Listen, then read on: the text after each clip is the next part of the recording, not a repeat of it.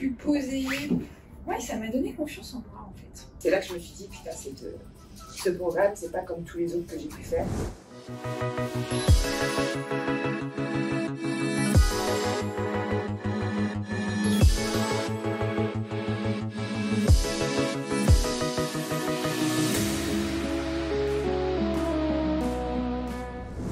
Mentalement, qu'est-ce qui a changé pour toi?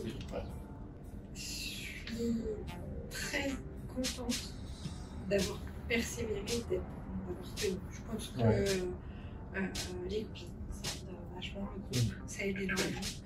Thomas, ça aide aussi. Mais surtout, comme c'est du pas à pas et que tu te poses énormément de questions sur toi-même, et finalement, ces petits pas se mettent les uns derrière les autres et fait que ça devient une vraie continuité et de la vraie création d'habitudes. Il y a une habitude que j'ai prise et qui a pas mal bouleversé mes matins, c'est celle de mes gratitudes. Tous les matins, c'est quelque chose que j'écris, que je poste. C'est assez rare que je les poste pas le matin. On se bat pour savoir laquelle est première le matin. Donc, oui, plus persévérant, plus posé. Ouais, ça m'a donné confiance en moi en fait. C'est quelque chose que je cherche déjà depuis longtemps. On a énormément travaillé sur nous avec Thomas en développement personnel, c'est une chose. Mais je pense que de reprendre ce contrôle, mais qui n'est pas un contrôle excessif et qui n'est pas dans du,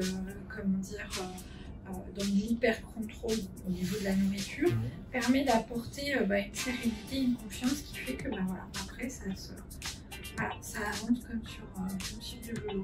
Même si j'arrête pas de râler. Je pense que c'est les résultats déjà qui derrière qui disent ouais, ça fonctionne, je peux faire. Et moi il y a quelque chose qui a été aussi assez bouleversant, c'est d'avoir à nouveau faim. C'est-à-dire que je pense que ça faisait des années que j'avais pas faim. C'est-à-dire que je mangeais parce que c'était l'heure de manger. Que le matin, tu prends un petit-déj parce qu'il faut prendre un petit-déj. Que c'est l'heure du midi, donc tu manges. Et puis, comme on dit, l'appétit vient mangeant, mais c'était plus une façon de se remplir qu'autre chose. Et le fait de plus prendre de petit-déj le matin, j'ai vraiment réexpérimenté ce que c'était que cette notion de faim et d'arriver à la maîtriser. Je peux le faire. Ouais. Et ça, je pense que c'est ça qui a été le plus avec tout le reste, si tu veux. Mais ça a été vraiment j'arrive à le faire. D'accord. Je peux. Je pense qu'on enseigne trop aux enfants que d'avoir faim c'est grave. Oui, c'est ça. Et tu vas tomber en... C'est quoi qu'ils disent parfois les profs? Tu vas être en hypoglycémie. N'importe quoi. En toi, il vient de faire un jeûne de 7 jours. Il n'est pas tombé en hypoglycémie, il est toujours là. Et c'est rigolo que tu parles de jeûne justement parce que moi j'avais fait un jeûne l'année dernière et avec des centres alimentaires, le jeûne s'est bien passé, etc. Mais c'est vraiment cette sensation de sauter le petit-déj, d'éliminer le petit-déj et d'avoir ce jeûne intermittent et de l'avoir tous les jours pendant plusieurs semaines, qui a été beaucoup plus déclencheur que le jeûne de 7 jours que j'ai fait avec des amis. Ça a été beaucoup plus probant pour moi que ce jeûne. Alors le jeûne de 7 jours c'était top. C'était vraiment une belle expérience. C'est un truc à vivre. C'est un truc à vivre. Il y a plein de gens qui viennent pour des problèmes de poids. Et en fait, tu vas pas pour ça. Tu vas clairement pas pour ça. Faut pas y aller pour ça. Faut pas y aller pour ça. Surtout pas. Alors toi, Aurélie, comment tu te sens? Comment ça a changé en toi, intérieurement? Moi, c'est plus le coaching développement personnel qui a été très très bénéfique pour moi. Parce que moi, je suis quelqu'un d'entière. C'est blanc ou noir, il n'y a pas d'entre-deux. Donc quand je suis un programme, je suis à fond dedans du début. Là, il y avait 14 semaines de perte de gras, donc pendant 14 semaines, j'étais à fond dedans, focus dessus. Et mon coach a commencé à faire du développement personnel, faire des croyances limitantes, etc. Et je lui ai dit non, mais moi, j'ai pas le temps pour ça, pas le temps de réfléchir sur moi-même. Là, pour l'instant, je suis sur ma perte de poids. Et il m'a dit, mais l'un va pas sans l'autre. Donc, du coup, il m'a amené à travailler sur moi. Et ça revient à, j'ai pris confiance en moi. Et j'ai surtout arrêté de faire des choses pour faire plaisir aux autres et qui, clairement, me faisaient chier. Donc, du coup, j'ai appris à dire non aux autres. Je disais toujours oui et j'ai appris à dire non. Et je suis plus apaisée, je suis plus sereine. Donc, ouais, le développement personnel m'a fait du bien. Et c'est pas fini, parce qu'il y a encore plein de choses à travailler. Est-ce que tu peux nous parler un petit peu du vocal que tu avais fait? Ah, tu sais que ouais. J'y ai pensé, ouais. Parce qu'on en avait parlé lors de notre live. Et je me suis dit, j'espère que là, il ne va pas remettre la main dessus. Et tout à l'heure, quand tu as dit, c'était quoi le moment déclencheur, je me suis dit, s'il me pose la question, forcément, il va amener cette vidéo, enfin, ce vocal. Ah, donc moi, c'était mon élément déclencheur, en fait, ce matin-là. Parce que moi aussi, je me lève très tôt, je fais plusieurs travails. Donc, je me lève à 4h30 tous les matins. Et c'était c'était juste avant le live, ça faisait 5 semaines et demie à peu près.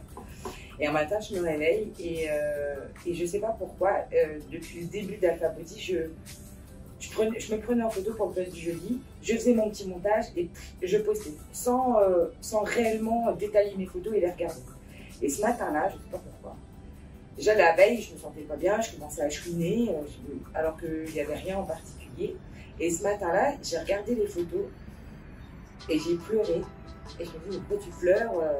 Et j'ai pu vu ces bourrelets dans le dos, comme des sacs en fait que je portais depuis toujours. Je suis descendue jusqu'à 57 kilos, donc beaucoup, 20 kilos de moins que là, 10 kilos pardon. Et j'avais toujours ces bourrelets en fait.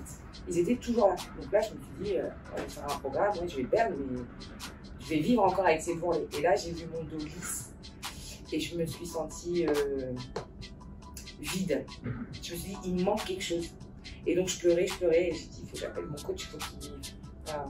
Et donc je l'ai appelé, j'étais sur la route à 5h du matin et je lui ai dit, Georgie, je fais que de pleurer, je suis vide, il me manque mes sacs, j'ai normalement mes bourrelets dans le dos, j'ai un sac à dos sur moi depuis 38 ans. Il est où mon sac quoi? Il me manque. C'est ce sentiment de, je suis contente de ne plus les voir, mais il me manque. Parce que j'ai vécu avec toute ma vie. Tu as déposé tes bourrelets? Ouais, ils m'ont abandonné. Et j'ai pas envie de les retrouver, c'est genre comme ça. Mais. Remets les choses à leur place, c'est toi qui les as abandonnés. Ouais, c'est là que je me suis dit, putain, ce programme, c'est pas comme tous les autres que j'ai pu faire. J'y ai investi beaucoup de choses. Et surtout de ma personne. Ouais. Et je pense que c'est ça qui fait aussi que, même si le programme en lui-même fonctionne, j'en suis la preuve vivante, mais le fait de m'y être donné à fond fait que ça fonctionne d'autant plus. Quoi. Il n'y a plus de paréo qui va être là et qui va sortir. Je vais jeter comme ça sur le sable et pouf, je vais dans l'eau. Ouais. Là, c'est j'ai levé de ma serviette et plus de paréo. Quoi. Paréo, plus de bourrelet. Voilà, plus de bourrelet, des fesses rebondies. Je vais vouloir qu'on me regarde que de dos maintenant. Mais non. Aurélie, elle a tout à fait raison. On a un coach qui adore nous bousculer. Ouais. Il y a une période où il nous bousculait pratiquement en même temps. Je pense qu'il avait trouvé les deux. Et puis je pense qu'il a su cerner un peu nos doutes. Et personnellement, il y a une période, je pourrais plus. Alors j'arrive pas, c'est marrant, j'arrive pas à retrouver quand c'était. Parce que c'était il y a 2 mois, j'arrive plus à savoir. J'étais très très en colère. Vraiment, je sais pas si c'était les hormones qui faisaient ça, parce que j'étais en période aussi, tu sais, où je pense la préménopause, on va vérifier ça bientôt là, mais le médecin et la gynéco pensent que c'est ça. Voilà. Donc du coup, je vais pas faire d'épilogue là-dessus, mais en fin de compte, je me suis retrouvée très très en colère. Et puis tu sais, il me disait pourquoi, et pourquoi, et pourquoi. Alors je lui disais, et plus du tout d'assurance en moi. Je commençais à comparer avec un tel, et je disais, de toute façon, je suis rien, qu'est-ce que je suis dans l'univers, je suis rien. Et je suis qu'une personne parmi toutes les personnes. Enfin, tu vois, c'était vraiment une grosse remise en question. Et j'ai travaillé, enfin, c'est pas que j'ai pas travaillé là-dessus. Il m'a fait travailler là-dessus parce que dès que je répondais, il disait « Mais t'es sûr que c'est ça ? Et t'es sûr que c'est ça ?» En fait, j'avais l'impression que tout ce que je disais n'avait aucune importance par rapport à mon travail, par exemple. Je dis ça, mais je te parle de mon travail, mais ça pouvait être aussi, si je parlais avec des amis, personne m'écoutait.